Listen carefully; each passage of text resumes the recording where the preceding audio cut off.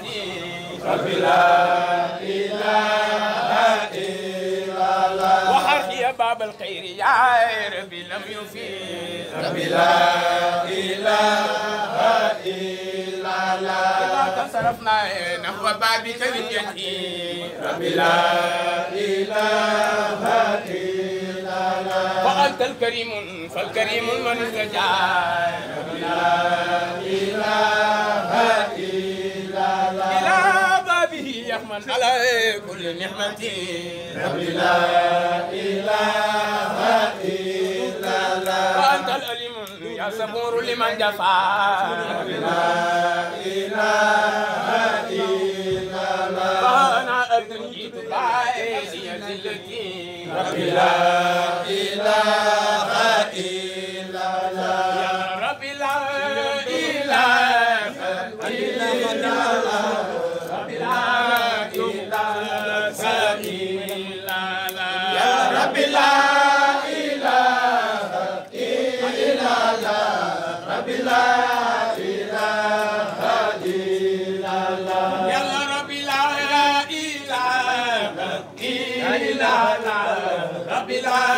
إله إلا الله يا ربي لا إله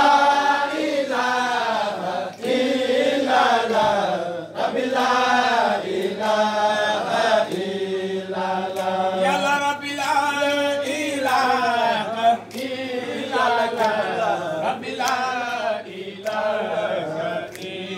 الله يا ربي لا إله إلا الله ربي لا إله إلا الله يا ربي لا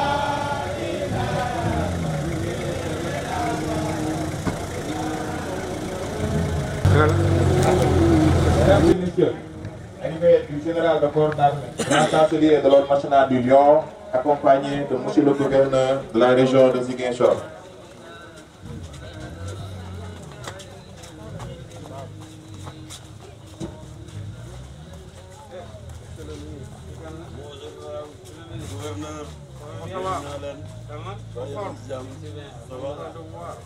Merci.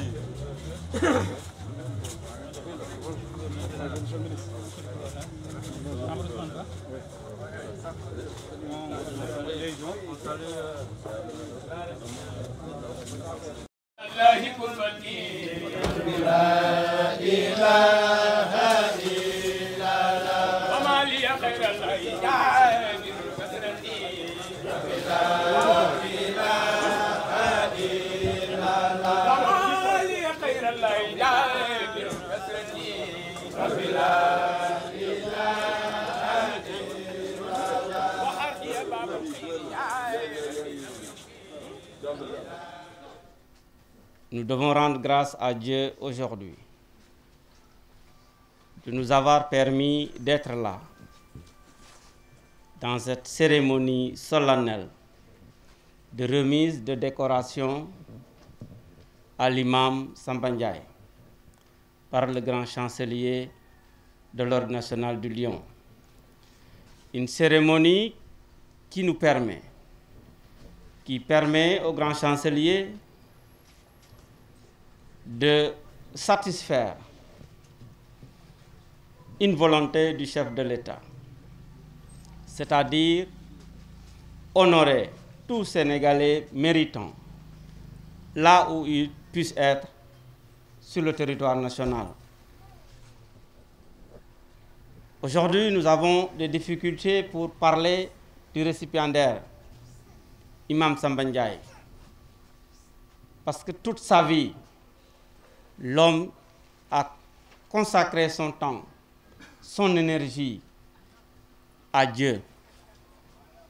à l'islam, à la société, mais particulièrement à la région de Ziguinchor. Mais au-delà de cela, l'imam Samba Ndiaye a consacré une bonne partie de sa vie et de son temps à l'administration et au service de l'État. Au-delà d'être imam, le doyen Samba Ndiaye est un agent de l'État,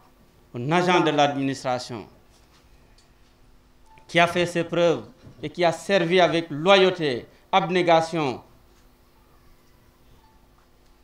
Cet homme, on peut rester toute une journée à dire, à parler sur son cursus, on n'aura pas fini, on n'aura pas épuisé toutes les bonnes actions que l'imam Samba Ndiaye a pu réaliser. Mais je voudrais souligner l'estime et la considération que l'imam Samba Ndiaye a pour le président de la République, son Excellence M. Macky Sall. Je me rappelle, en 2019, quand le président de la République était en tournée économique dans la région, l'imam Samba Ndiaye, malgré son âge avancé, malgré ses contraintes de mobilité, s'est déplacé jusqu'à la gouvernance, assis sur une chaise, attendre le président de la République. Heureusement, le président de la République, dès sa descente de son véhicule, a aperçu l'imam Samba Ndiaye et est allé directement lui serrer la main. C'était émouvant. Mais c'est cette considération, cette estime que le président de la République vous rend aujourd'hui, imam Samba Ndiaye. Et heureusement, il vous rend cet hommage, cette estime, cette considération au milieu de ta famille, au milieu de tes collaborateurs, au milieu des populations de la région de Ziguinchor. Et je voudrais remercier le grand chancelier qui a bien voulu proposer au président de la République d'organiser des cérémonies de remise à domicile des médailles de ceux qui sont décorés au niveau national et qui ont des difficultés de mobilité pour aller à Dakar recevoir leurs médailles. Et remercier le président de la République d'avoir bien voulu accepter cette proposition et autoriser le grand chancelier à venir ici à Ziguinchor pour la première fois dans l'histoire du Sénégal. Remettre à domicile, en dehors de Dakar, des médailles à des récipiendaires au nom du chef de l'État, grand maître de l'Ordre national du Lion. Monsieur le général, soyez remercié pour cela. Mais je voudrais vous remercier également, personnellement, pour avoir contribué à ma formation quand j'étais élève à l'École nationale d'administration. On est fiers d'appartenir à cette promotion que tu as bien formée, que vous avez très bien formée. Nous disons à tout le monde que si on a des rudiments,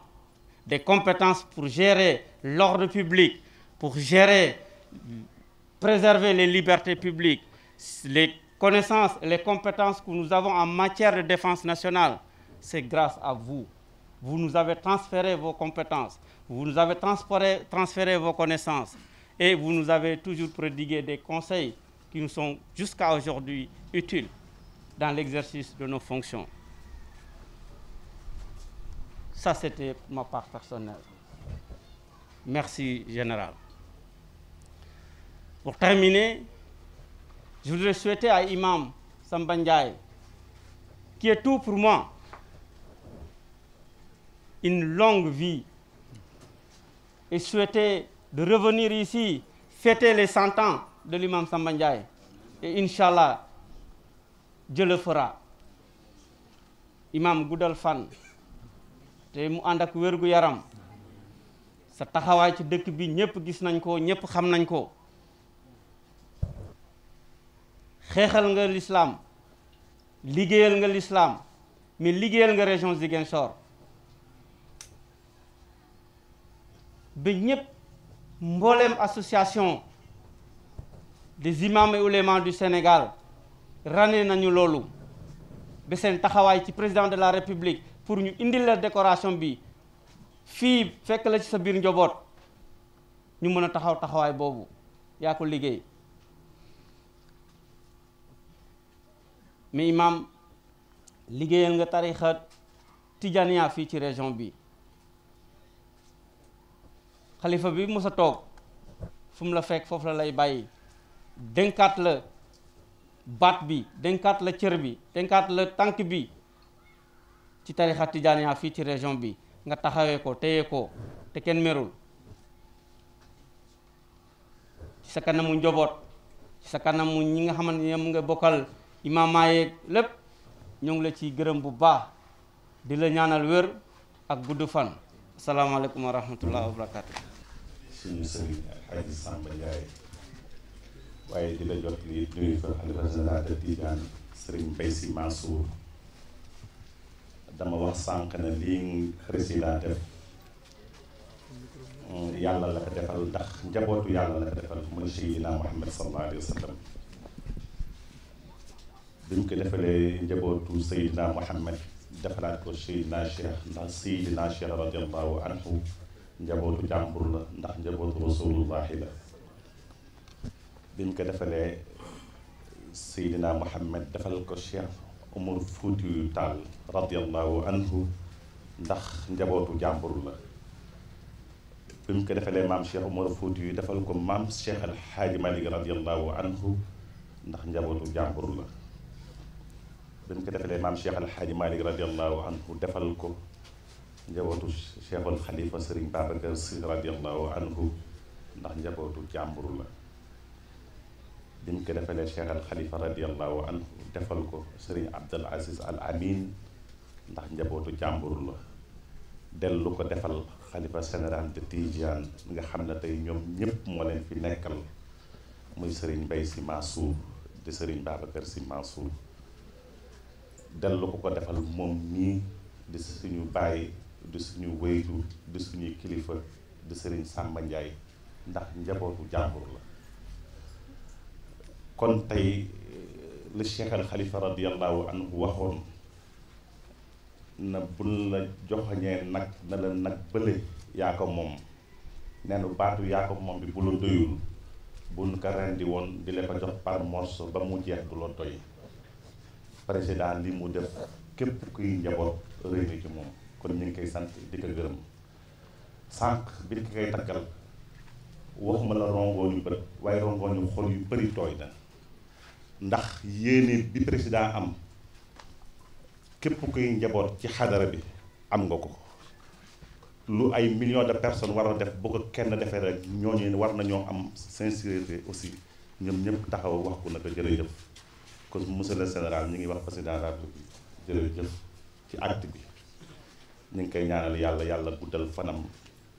yàlla wéral ko yàlla sàng ko sutura. mag ñi daanañu faral di wax ne sutura yàlla mooy looy dugg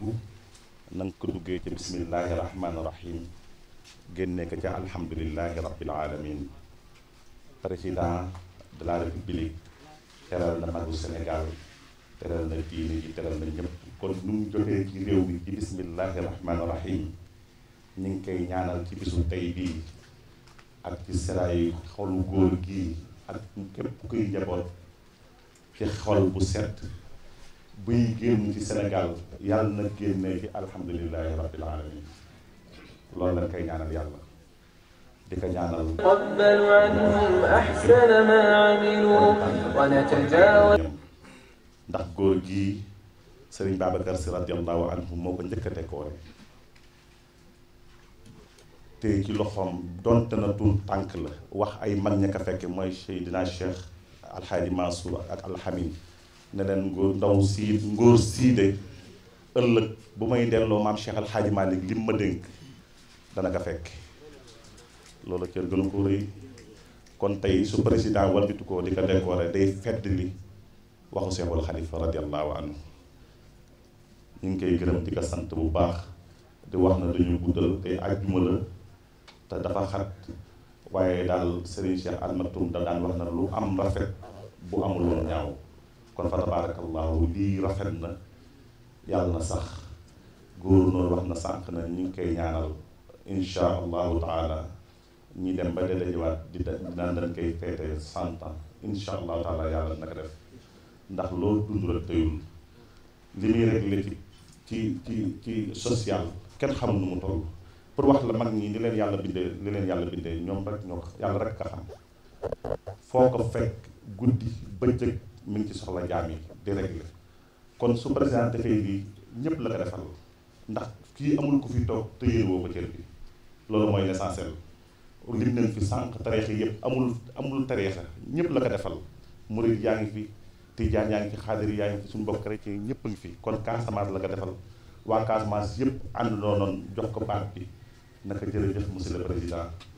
mu yónni ma ne ma naa leen ko jot li ñu ngi wax monsieur le ministre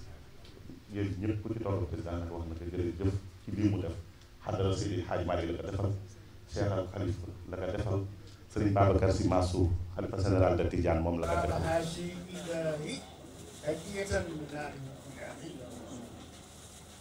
وجاشر سبعنا محمد صلى عليه وسلم السمدا وهو أهله من الجزاء وأنفس الجزاء والرفاء ثمرت عن إمامنا التجاني خائننا لأرفعه الجنان وأن وسيلة الرباني الحاج مالك سوى الجدال وعملنا بفضله ولا تحملنا لأجل خوف جماعتنا وجميع المؤمنين هداية وتوفيق يا أكرم الأكرمين وجعل هذا البلد آمنا مطمئنا يأتي رزقه رخدا مكينا وقنا كيد النصارى الشيطان وجعل البلد دار الدين والإسلام وسائر بلاد المسلمين يا ذا الجلال ونمد إليك ربنا كل ما المتوسمين بجاه نبينا وسكتها أن تحمل هذا إلى السلطان وأن تفرج حنا من نظرتنا من اللهوى واغفر لنا ولوالدينا ولوالديهم ولأشياخنا ولأشياخهم ولأبائنا ولأبائهم ولمن ينتسب إليه دينا وطينا من المسلمين والمسلمين الذي يعين إنك مجيب الدهر ومقيم الأثر وهب لنا فرص من أسوائنا وسرياتنا ومن روحتنا واستر حورتنا برحمتك يا أرحم الراحمين يا رب العالمين فأملنا بفضلك ولا تحملنا بعدلك وفي جماعتنا وجميع المؤمنين هداية اللهم يا مؤمن الهالك وإنعالنا إلى السلطان اللهم ناجنا ما ناجنا ولا تعطنا مع الألفين اللهم فتنا من التجانيين لامنين هاملين مخلصين متصدقين محققين الفاهمين محبوبين واسدين الذي لا خوف عليهم ولا يحزنون سبحان ربك رب العزة عما يصفون وسلام على المرسلين jërëjëf xarit général de Tidiane Seydi Aboubacar Mansour yaa aaye sa aaye neex na jërëjëf. bés bii dafa di bés boo xam ne bés bu rëy la bés bu màgg la bés boo xam ne la contentement la mbégte la si ñun ñëpp muy famille bi muy waa Ziguinchor yëpp wax dëgg yàlla kontaan nañu ñi ngi gërëm son excellence le président Macky Sall ndax lii mu defal góor gi. deful ko moom kenn ñëpp la ko defal ndax góor gi lu ñu bootu si ginnaawam macha allah dañoo bëri kon nag dafa mel ne li mu def nii tey Ziguinchor yëpp la ko defal représentant xalif généraux yëpp la ko defal imam yëpp la ko defal président daayira yëpp la ko defal ko dëkkandoor yeeg am di jàmm yeeg ñëpp mais nag ñi ngi gërëm ñëpp Ziguinchor yëpp ñi ngi gërëm ñëpp bàyyiwuñu kenn di gërëm nag gërëm spécial Moukhadam Cheikh Ahmed Tidiane Tambédou gis nañu taxawaayam gis nañu wax dëgg yàlla collaboration am ak góor gi ñu ngi koy sant di ko gërëm di ko ñaanal yàlla lu mu mën ren yàlla na ko déwén yàlla na mën lu ko ëpp. Kër Tambédou TV bii mu détaché indi leen ñu ñëw couvrir affaire bi ñu ngi leen di ñaanal ñoom itam yal na leen yàlla jàppale yal na leen yàlla suturaal ndax xam naa ne wóor na ma ne moom Cheikh Ahmed Tidiane Tambédou bés bi kontaan na si ndax bés bi bésam la. ndax woo na góor gi waxtaan nañu fii wan na ko carrément ne bés bi wax dëgg yàlla kontaan na donc ñu ngi koy gërëm di ko sant gërëm goo xam ne am na commencement mais amul fin.